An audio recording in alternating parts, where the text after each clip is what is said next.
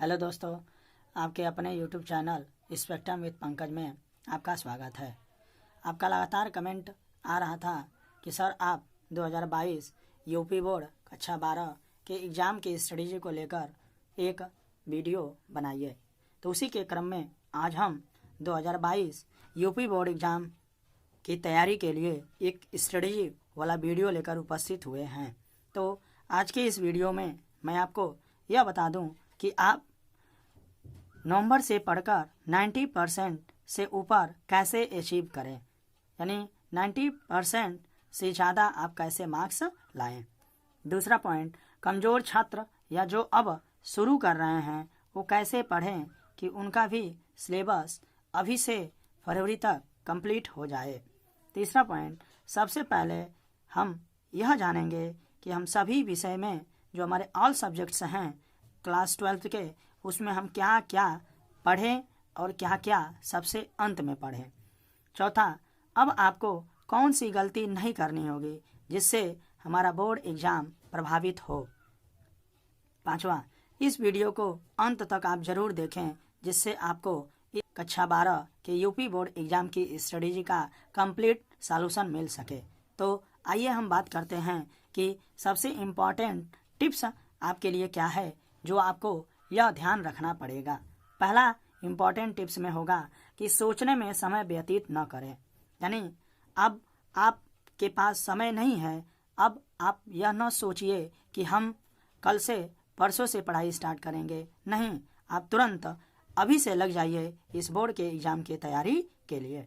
दूसरा, अपने परीक्षा के प्रश्न के अनुरूप पढ़ाई करें, यानी आपके परीक्षा का क्या पैटर्न रहेगा, किस तरह के प्रश्न पूछे जाएंगे और कौन कौन से टॉपिक आपके सिलेबस में हैं, कौन कौन से नहीं हैं, उसके अनुरूप ही आप पढ़ाई करें। तीसरा, छोटे छोटे लक्ष्य का निर्धारण करें और उसे प्राप्त करें। छोटे छोटे लक्ष्य में आप क्या करिए कि आप किसी एक चैप्टर को उठाइए और उस चैप्टर से किसी एक टॉपिक को लीजिए और उसे तुरंत आप पढ़ लीजिए और पढ़ने के बाद उसका नोट्स बना लीजिए। ऐसा न करिए कि आप 4 चैप्टर एक दिन में पढ़ेंगे और वह 4 चैप्टर आप कंप्लीट न कर पाएँ। इसलिए छोटे छोटे लक्ष्य का निर्धारण करें। चौथा, विषय को समझने का प्रयास करें और प्रत्येक चैप्टर का नोट्स जरूर बनाएं। सेल्फ स्टडी के द्वारा भी आप नोट्स बना सकते हैं, या कोचिंग के थ्रू आप नोट्स बना सकते हैं, या स्कूल के थ्रू आप नोट्स बना सकते हैं। और जो भी आप नोट्स बनाएं उसमें की पॉइंट्स को हाईलाइट जरूर करें। की पॉइंट्स का मतलब जो आपके यूपी बोर्ड 2022 के एग्ज़ाम के लिए जो इम्पोर्टेंट्स रहेंगे उनको आप हाईलाइट जरूर करें। पांचवा, तनाव लेकर पढ़ाई न करें, बिल्कुल फ्री माइंड से पढ़ाई करें। यानी कहा जाता है कि यदि आप तनाव के द्वारा कोई भी कार्य करेंगे तो वह कार्य आपका अच्छा नहीं होगा। तो इसलिए आपको बिल्कुल भी यूपी बोर्ड के एग्ज़ाम के लिए तनाव नहीं लेना है, बिल्कुल फ्री माइंड से आपको पढ़ाई करना होगा। छठा, एक अलग से कॉपी तैयार करें जिसमें संभावित प्रश्न और उत्तर लिखें। यानी फिजिक्स के लिए आप अलग से एक कॉपी तैयार कर लीजिए, मैथ के लिए तैयार कर लीजिए, केमिस्ट्री के लिए तैयार कर लीजिए, और उन कॉपी में आप वैसे प्रश्न लिखें जिसमें आपको लगे कि हाँ यह बोर्ड के पेपर में आएगा। केवल उसके प्रश्न ही न लिखें, आप साथ में उसका उत्तर भी लिखें। सातवां पॉइंट, अपने पढ़ने के तरीके का स्वयं मूल्यांकन करें। आप कैसे अपने पढ़ने के तरीके का आप स्वयं मूल्यांकन करेंगे, तो आप जो भी टॉपिक पढ़ते हैं उस टॉपिक से रिलेटेड जितने आपके क्वेश्चन होंगे उसको आप टेस्ट के रूप में दे लीजिए, या अपने फ्रेंड सर्किल में वार्तालाप करके आप इस टॉपिक का मूल्यांकन कर सकते हैं। आठवां, अपने टाइम टेबल के अनुसार पढ़ाई करें। अपने टाइम टेबल के अनुसार पढ़ाई करें, यानी अब आपको क्या करना है कि आपके पास जो भी लिमिट टाइम है उस लिमिट टाइम में अपने लिए 6 से 7 या 8 घंटे का एक टाइम टेबल बना लेना है और उस टाइम टेबल को नियमित रूप से पर डे आपको फॉलो करना है और उसी के अनुसार पढ़ाई करना है। तो अब आइए हम बात कर लेते हैं कि अब आपके पास कितने दिन बचे हैं और उन कितने दिनों में आपके इन 5 सब्जेक्ट को तैयार करने का क्या स्ट्रेटजी रहेगा। तो बात करते हैं क्लास 12 के बच्चों के लिए। तो जैसा कि आप जान रहे हैं कि आपके पास अब नवंबर, दिसंबर, जनवरी, फरवरी, ये 4 महीने शेष रह गए हैं, जिसको दिन में कन्वर्ट करें तो आपके पास टोटल अब कितने दिन बचे हैं, 120 दिन बचे हैं। यदि हम 120 दिन में 90 दिन को कंसीडर करें, 90 दिन में आपके लिए 5 सब्जेक्ट्स का प्लान हम लेकर आए हैं कि आप 90 दिनों में कैसे आप 5 सब्जेक्ट्स को आप अच्छे तरीके से तैयार कर सकते हैं।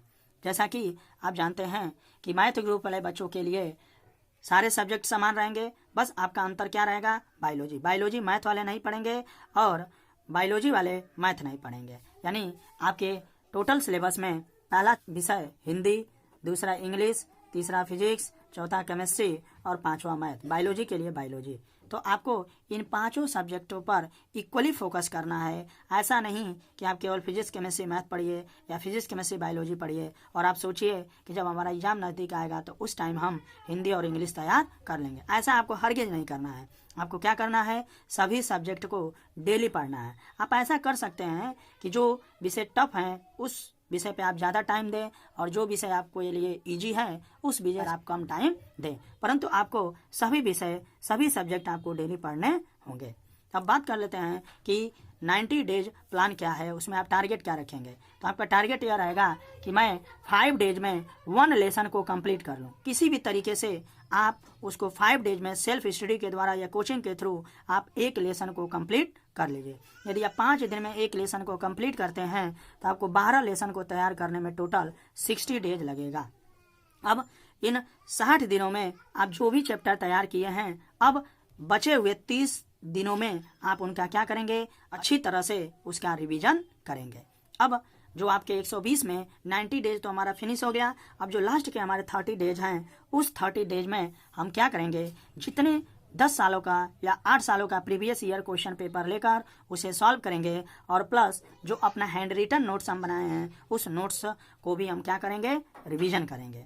अब आपको हम बात कर लेते हैं कि जो ज़्यादा मार्क्स के लेसन हैं आपको सबसे पहले उन्हें तैयार करने चाहिए। यानी यूपी बोर्ड के एग्जाम में आपके जो सिलेबस हैं और उस सिलेबस में जो आपकी इकाइयाँ हैं, जो इकाई आपका सबसे ज़्यादा मार्क्स का है उस इकाई को आपको सबसे पहले तैयार करना चाहिए। जैसे एग्जाम्पल के रूप में मैं बता दूं, मैथ, जैसे मैं मैथ के सिलेबस को लेता हूं तो यदि मैथ में इकाई फर्स्ट लिया जाए कलन में आपका अवकलन और समाकलन, या आपके बोर्ड के एग्जाम में इससे 44 अंक के प्रश्न पूछे जाएंगे। तो इसलिए सबसे पहले आपको मैथ में यह कलन नाम का चैप्टर यानी अवकलन और समाकलन आपको तैयार करना होगा। दूसरे नंबर पे आपको दूसरे इकाई सदिश तथा त्रिविमी ज्यामिति जो आपके एग्जाम में 17 अंक के पूछे जाएंगे, इसको तैयार करना होगा। ठीक इसी प्रकार इकाई 3 बीज गणित जो 13 अंक के प्रश्न पूछे जाएंगे, इसको आप तैयार करेंगे। इकाई 4 प्रायिकता जो 10 अंक के प्रश्न पूछे जाएंगे, आप इसे तैयार करेंगे। अब आगे बढ़ते हैं कि 5वीं इकाई संबंध एंड फलन, यह भी आपके एग्जाम में 10 अंक के प्रश्न पूछे जाएंगे। अब इसके बाद अदर जो आपके चैप्टर बचते हैं आप उनको प्रेफरेंस देंगे। यानी सबसे पहले मैथ में प्रेफरेंस आप किसको देंगे, कलन को। सेकंड पे किसको देंगे, सदिश तथा त्रिविमीय ज्यामिति को, सदिश तथा त्रिविमीय ज्यामिति को। थर्ड पे बीजगणित को, फोर्थ पे प्रायिकता को, फिफ्थ पे संबंध एंड फलन को, और बाकी जो चैप्टर बच रहे हैं अदर आपको टाइम देना पड़ेगा।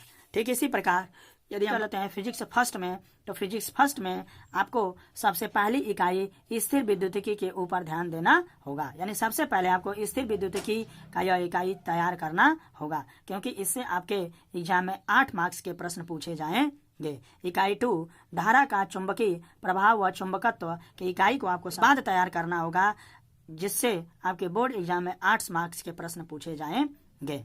इकाई 3 वैद्युत चुंबकीय प्रेरण व प्रत्यावर्ती धारा, इससे भी आपके बोर्ड के एग्जाम में 8 अंक के प्रश्न पूछे जाएंगे। और बाकी अब जो इकाई बचती हैं इन तीनों के बाद ही आपको अदर चैप्टर्स या अदर इकाई आपको पढ़ने होंगे। अब बात कर लेते हैं फिजिक्स के पार्ट 2। पार्ट 2 में आपको सबसे पहले प्रकाशिकी की इकाई को तैयार करना होगा, क्योंकि प्रकाशिकी से आपको 13 अंक के प्रश्न पूछे जाएंगे। फिर इकाई 2 परमाणु तथा नाभिक को तैयार करने होंगे, जिससे 8 मार्क्स के प्रश्न पूछे जाएंगे। और इकाई 3 इलेक्ट्रॉनिक युक्ति को भी आपको तैयार करना होगा, जिसके लिए आपके 8 मार्क्स के प्रश्न पूछे जाएंगे। अब बाकी पार्ट 2 में जो अदर चैप्टर्स बचते हैं आप उनको इसके बाद ही तैयार करेंगे। यानी फिजिक्स में सबसे पहले आप किसको तैयार करेंगे, स्थिर विद्युतिकी को। पार्ट 1 में धारा का चुंबकीय प्रभाव व चुंबकत्व को, तीसरा वैद्युत चुंबकीय प्रेरण व प्रत्यावर्ती धारा को। इसी प्रकार पार्ट 2 में आपको प्रकाशिकी को, परमाणु तथा नाभिक को, इलेक्ट्रॉनिक युक्तियों को तैयार करना होगा। अब बाकी जो बचता है इसके बाद आप तैयार करेंगे। ठीक इसी प्रकार यदि हम केमिस्ट्री का बात कर लें तो केमिस्ट्री में आपको सबसे पहले आपको बिलियन की इकाई को तैयार करना होगा, क्योंकि बिलियन से आपके एग्जाम में 7 अंक के प्रश्न पूछे जाएंगे, 7 मार्क्स के प्रश्न पूछे जाएंगे।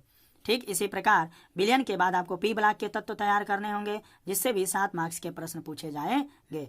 तीसरे पर आपको उप सहसंयोजक यौगिक वाला इकाई तैयार करना होगा, जिससे भी 6 मार्क्स के प्रश्न पूछे जाएंगे। चौथे पे आपको एल्डिहाइड कीटोन व कार्बोक्सिलिक अम्ल तैयार करना होगा, जिससे भी 6 मार्क्स के प्रश्न पूछे जाएंगे। पांचवें पर जैव अणु का चैप्टर तैयार करना होगा, जिससे भी आपके 6 मार्क्स के प्रश्न पूछे जाएंगे। सातवें पे आपको बलगतिकी और छठे पे आपको पृष्ठ रसायन, जो 5-5 नंबर के प्रश्न पूछे जाएंगे, उसको भी तैयार करने होंगे। अब बाकी जो अदर चैप्टर्स बचते हैं आप उसको इसके बाद ही तैयार करेंगे। यानी केमिस्ट्री में सबसे पहले आप किसको तैयार करेंगे? बिलियन को। सेकंड पे पी ब्लॉक के तत्व को। थर्ड पे उप सहसंयोजक यौगिक को। फोर्थ पे एल्डिहाइड कीटोन व कार्बोक्सिलिक अम्ल पे जैव अणु को। सिक्स्थ पे पृष्ठ रसायन को। सेवेंथ पे बलगतिकी को। और बाकी जो बचते हैं आप इसके बाद ही आप तैयार करेंगे। मैं आपको ऐसा इसलिए बता रहा हूँ क्योंकि अगर आप नंबर वाइज जो ज़्यादा मार्क्स के हैं अगर जो उसको आप पहले तैयार कर लेंगे तो आपके अधिक से अधिक मार्क्स वाले चैप्टर तैयार हो जाएंगे। इसी प्रकार ठीक इसी प्रकार आपको हिंदी वाले, इंग्लिश वाले तथा बायोलॉजी वाले सिलेबस को भी आप पढ़ सकते हैं। आपको हिंदी और इंग्लिश के सब्जेक्ट से आपको प्रतिदिन एक क्वेश्चन तैयार करने होंगे। वो भी कैसे प्रश्न होने चाहिए? लॉन्ग टाइप के प्रश्न होने चाहिए। यदि आप हिंदी और इंग्लिश के कंटिन्यूअस एक एक लॉन्ग क्वेश्चन तैयार करते हैं तो इससे आपका अति लघुत्तरी तथा बहुविकल्पी प्रश्न भी तैयार हो जाएंगे। इस प्रकार आप हिंदी और इंग्लिश को भी तैयार कर सकते हैं।